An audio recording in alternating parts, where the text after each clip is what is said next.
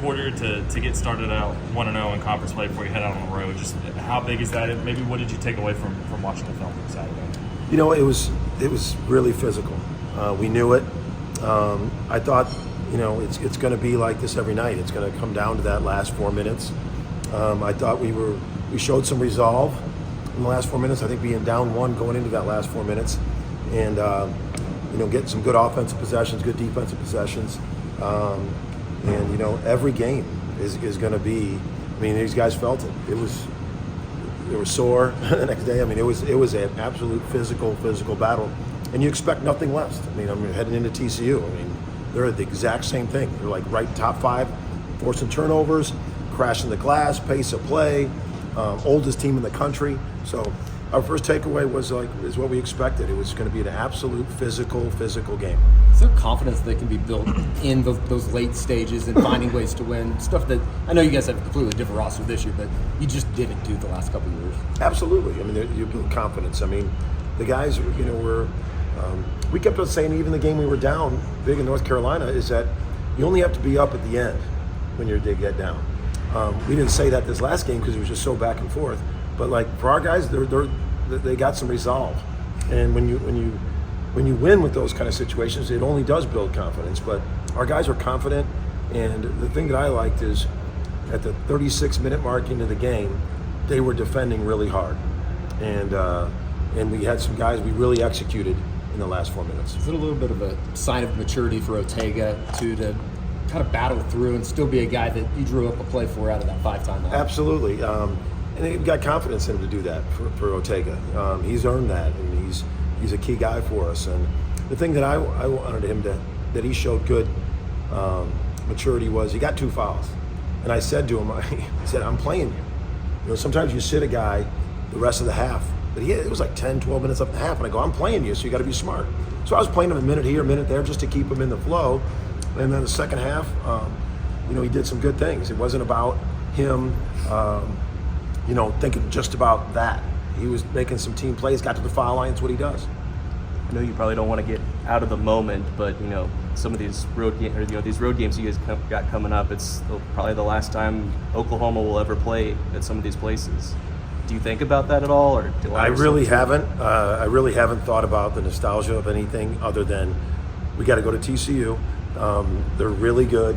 What we have to do to beat them is their transition. That they just like Iowa State, they turn you over at such a high clip, and then they capitalize on it. Their pace of play, how they crash the glass, older physical bodies. So that's really all of our thought process has been on that. So you break down the matchup against them? Yeah, the matchup. I mean, obviously, you know, Miller. I mean, they're just an old physical team. You know, with it's very similar to Iowa State's. You know, we got to take care of the ball, and we got to win the battle of the glass, and we also got to win the battle of the foul line. They draw fouls really well. When they get to that foul line a ton, they usually are winning. You know, Miller, obviously, Tennyson, who hit I don't know how many 6 threes or something against Kansas. He was outrageous. Really can shoot. I mean, obviously we know Avery Anderson. We've played against him. Jet quick athlete. They just, you know, you can go down the list of guys that are doing really well for them. It's just a physicality. PV and Coles are 2 veterans that know their system. Physical, older guys. So it's going to be another physical game. Oldest team in the country. But it's similar to what we have to accomplish. Take care of the ball, transition D, and win the battle of that glass. What changes when you go on the road, or what can you learn about a team that maybe you can't otherwise? I mean, guys have heard me say this a lot. Being with Rick Majerus, he didn't make a big deal about the road. He didn't. It was about us, what we do the same way. You know, our process, our game preparation, everything is exactly the same. Our process is we will get over there. We'll get a lot of shots. Being like 8 o'clock game, we'll get a lot of shots in their arena. But we talk about communication on the road. That's one big thing we do talk about is our communication when it's loud against us, that we got to stay poised. We will talk about that. And that's the biggest thing is these venues are so extreme that you've got to communicate. And what do you do when a run's against you and their crowd's going against you? What's a good possession? Good possession isn't trying to take an 8-point shot. There's no 8-point shots. That's what happens sometimes when you get in these situations where you get down and one guy's like, I want to win, and I try to do it all myself, and then there's no 8-point shot. You need good possessions, good leadership, and communication, that everybody's on the same page. That is the one thing we will talk about on the road, is that.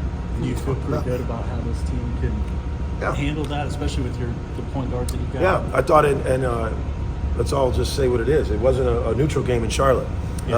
So it was extremely loud in Charlotte. And that wasn't why we lost. It wasn't why, anything. I thought our guys handled that crowd noise. I thought they handled that kind of an atmosphere. It was 17,000 Carolina Blue. So that wasn't what. It was our turnovers. It was our turnovers. And what we did learn from that is guys, you got to take care of that ball. You got to take care of the ball. We can't have 18 turnovers at TCU. And we had 7 live ball turnovers against Iowa State. We had 11 total, but 4 of them weren't live ball. They're moving screens. And we'll take that. That's very good to have that kind of turnovers. How do you keep building on that to make that kind of the consistent feature throughout the season? I think our guys are smart. They realize, we only had 7 live ball turnovers. That's going to, and we put ourselves in a position to win. They're about winning. And, hey, look what happened. We took care of the ball, and we, our offensive efficiency, you look at point per possession.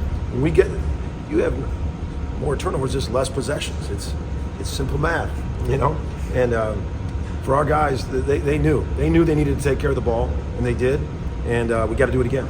TCU had their fewest rebounds of the season against Kansas. Does that kind of underscore in these next 2 games just how relentless you're going to have to be on the glass? They had their fewest rebounds? Yeah. Because they were making a lot of shots, I know that.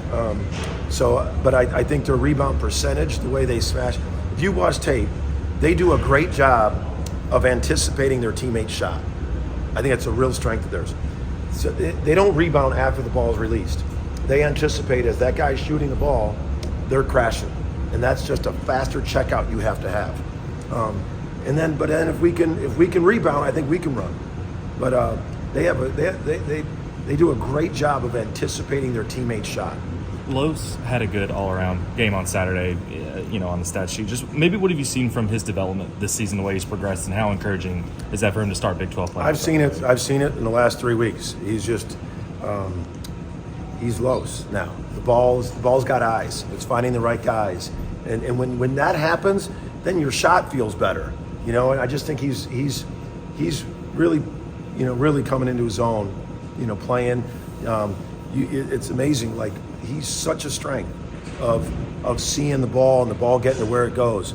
And I just see his confidence growing and growing, and that's just a great sign for us. We talked a lot about the block charge, how is that changing before the season. Has that proven to be a big adjustment as the season has kept on going?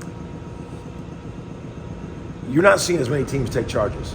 You're more teaching going vertical, just trying not to reach for the lights and not get that charge. So you're seeing that being taught more than get there early, take the charge. Now, we've taken some charges, but it's not as much as, because they're erring on its block. Whether it is or not, they know it's blocked.